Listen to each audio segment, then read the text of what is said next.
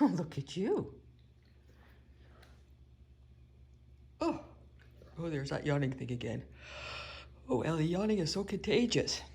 But you like your new chair? Yeah, isn't that pretty? It's a nice Ellie chair. And a Michael chair. Michael loves the chair too. You guys have to take turns sharing the chair. So I guess Ellie gets the morning shift and Mikey gets the afternoon shift. That sounds like a pretty good plan, doesn't it? Okay, get yourself all nice and comfied up. Oh, it's perfect. Peoples call it a chair and a half.